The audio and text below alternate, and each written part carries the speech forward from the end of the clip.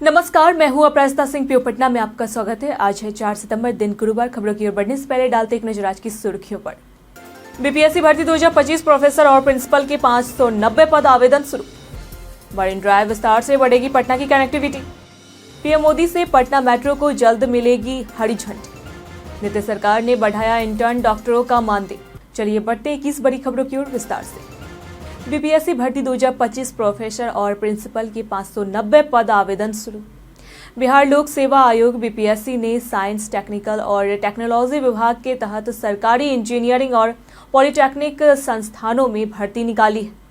कुल 590 पदों पर नियुक्ति होगी, जिनमें 539 एसोसिएट प्रोफेसर, 25 प्रिंसिपल और 26 पॉलिटेक्निक प्रिंसिपल शामिल हैं। आवेदन के लिए उम्मीदवारों के पास पीएचडी डिग्री होनी जरूरी है। एसोसिएटेड प्रोफेसर की न्यूनतम आयु 30 साल और प्रिंसिपल की 37 साल तय की गई है। अधिकतम आयु सीमा नहीं है। सैलरी 1,31,400 प्रति माह होगी। फीस सामान्य वर्ग और अन्य के लिए 100, SC/ST, बिहार की महिलाएं और दिव्यांग के लिए 25 रखी गई। चयन प्रक्रिया इंटरव्यू आधारित होगी। आवेदन आधिकारिक वेबसाइट bpsc.bihar.gov.in पर किए जा सकते हैं। मरीन ड्राइव विस्तार से बढ़ेगी पटना की कनेक्टिविटी। पटना के जेपी गंगा पथ का विस्तार दीदारगंज तक किया जाएगा, जिसके लिए बिहार सरकार ने 4,119 करोड़ रुपए स्वीकृत किए हैं। वर्तमान में यह सड़क दीघा से कंगन घाट तक बनी है और अब इसे दीदारगंज तक बढ़ाया जाएगा। इस परियोजना से पटना से बक्सर, आरा से और मोकामा जैसे जिलों तक यात्रा तेज और सुगम होगी। वाहन 100 से 120 किलोमीटर प्रति घंटे की रफ्तार से चल सकेंगे, जिससे समय की बचत होगी। यह परियोजना पटना की ट्रैफिक समस्या को कम करने में मदद करेगी और पूर्वांचल एक्सप्रेसवे के माध्यम से दिल्ली सहित अन्य जिलों में कनेक्टिविटी भी बेहतर हो। पीएम मोदी से पटना मेट्रो को जल्द मिलेगी हरी झंडी। पटना मेट्रो परियोजना में एक और मील का पत्थर पार हो गया है। मेट्रो डिपो में ट्रायल रन पूरा कर लिया गया है और अब आईएसबीटी से भूतनाथ स्टेशन तक ट्रायल भी सफल रहा है। यह ट्रायल 800 मीटर लंबे ट्रैक पर किया गया। पटना मेट्रो की red line new Pataliputra bus terminal को 0 माइल भूतनाथ, खेमनी चक और मल्हाई पकड़ी से जोड़ेगी। मेट्रो के संचालन का समय सुबह 5 बजे से रात 11 बजे तक प्रस्तावित है। उद्घाटन 22 या 23 सितंबर को प्रस्तावित है, जिसमें प्रधानमंत्री नरेंद्र मोदी पटना मेट्रो को हरी झंडी दिखाकर शुभारंभ करें। नीतीश सरकार ने बढ़ाया इंटर्न डॉक्टरों का मानदेय। सरकारी मेडिकल कॉलेजों के इंटर्न डॉक्टरों का मानदेय 20,000 से बढ़ाकर 27,000 रुपए कर दिया गया है। स्वास्थ्य विभाग ने इंटर्न डॉक्टरों की हड़ताल के बाद यह फैसला लिया है। इस वृद्धि का लाभ दंत, आयुर्वेद, यूनानी, होम्योपैथिक और फिजियोथेरेपिस्ट समेत अन्य मेडिकल स्ट्रीम के इंटर्न को भी मिलेगा। फिजियोथेरेपी इंटर्न का मानदेय 15,000 से बढ़ाकर 20,000 किया गया है। पीएमसीएच जूनियर डॉक्टर एसोसिएशन ने इस निर्णय का स्वागत किया और मुख्यमंत्री नीतीश कुमार व स्वास्थ्य मंत्री मंगल पांडे को धन्यवाद दिया। नीतीश सरकार से महिलाओं को मिलेगा सस्ता कर्ज।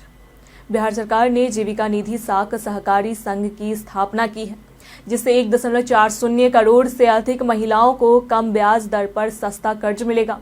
यह कदम महिलाओं को स्वरोजगार और कारोबार बढ़ाने में सहायक होगा। उप मुख्यमंत्री सम्राट चौधरी ने कहा कि इससे महिलाओं की आर्थिक स्वतंत्रता और उद्यमिता को बढ़ावा मिलेगा।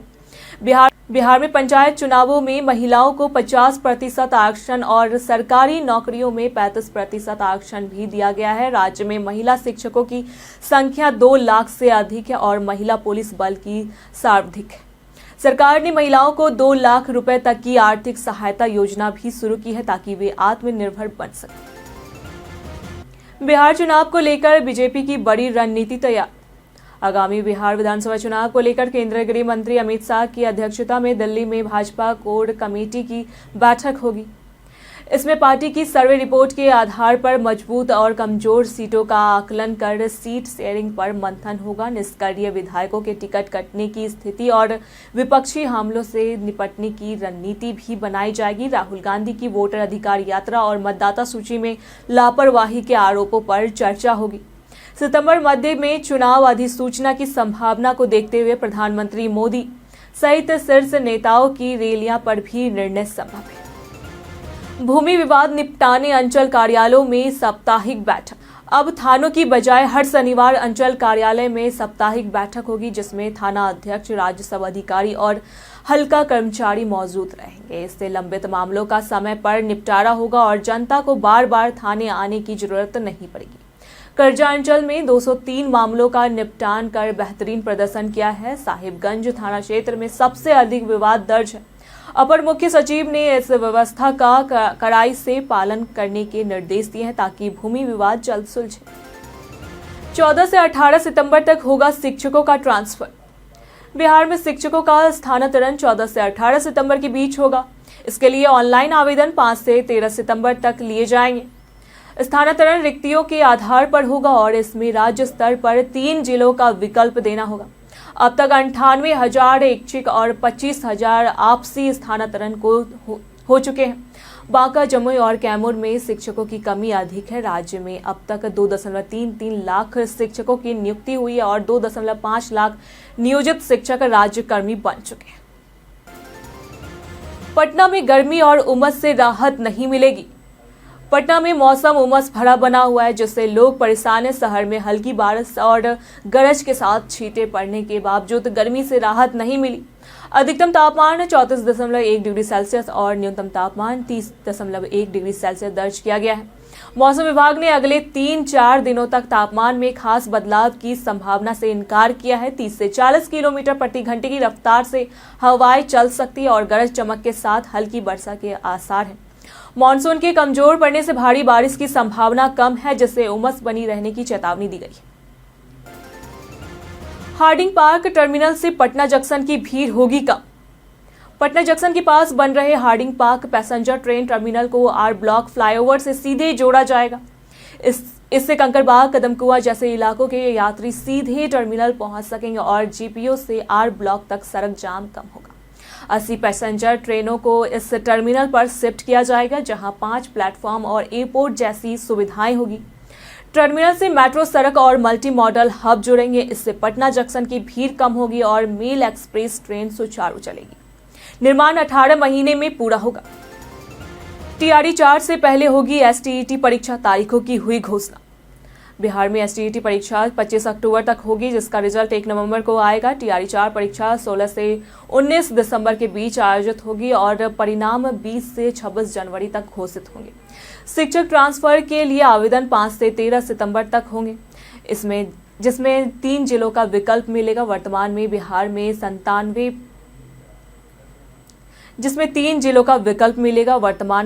में 5,97,000 शिक्षक कार्यरत है और अब तक 2,35,000 से अधिक शिक्षकों की नियुक्ति की जा चुकी है। शिक्षा मंत्री सुनील कुमार ने भर्ती प्रक्रिया के पारदर्शी संचालन का आश्वासन किया। पटना समेत बिहार के स्कूलों में सीसीटीवी सुरक्षा बढ़ेगी। बिहार के 836 स्कूलों में जल्द ही सीसीटीवी कैमरे लगाए जाएंगे, जिसमें पटना के 38 विद्यालय भी शामिल है। यह कैमरे एंट्री गेट से लेकर पूरे स्कूल परिसर तक निगरानी करेंगे ताकि छात्राओं की सुरक्षा सुनिश्चित हो सके और अनुशासन टूटने पर तुरंत कार्रवाई हो। प्रत्येक स्कूल में 5-5 कैमरे लगाए जाएंगे, जो प्लेग्राउंड, कक्षाओं के बाहर, कॉरिडोर और अन्य संवेदनशील जगहों पर होंगे। सभी कैमरे डीवीआर सिस्टम से जुड़े होंगे।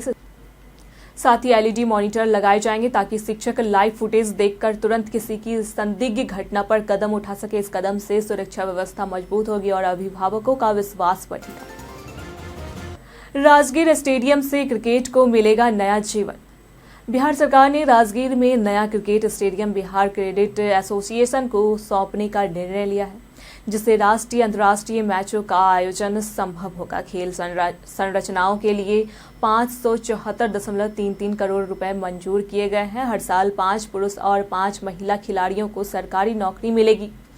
मादक द्रव्य तस्करी रोकने के लिए नारकोटिक्स कंट्रोल ब्यूरो जैसा नया ब्यूरो भी बनेगा। इसके अलावा मुजफ्फरपुर में गड़क नदी पर 3 लेन पुल का निर्माण होगा। खेल और अवसंरचना विकास से राज्य में खेल और यातायात बेहतर होंगे। बीते दिनों जिन्होंने हमारे वीडियो पे लाइक और कमेंट किए थे, उनके नाम हैं अमरजीत कुमार, नेहा कुमारी, संजीव कुमार, अनूप मास्टरमाइंड, दिलीप कुमार, स्वास्तिक कुमार, बंटी कुमारी और संजय कुमार। इसी के साथ बढ़ते आज के सवाल की ओर। और आज का सवाल है पटना के क्रिकेट प्रेमियों के लिए, क्या आपको लगता है कि 14 साल में आईपीएल खेलना असल टैलेंट की पहचान है? आप अपना जवाब हमें हमारे कमेंट बॉक्स में जरूर दें। ऐसी ही जानकारी के लिए देखते रहे प्योर पटना।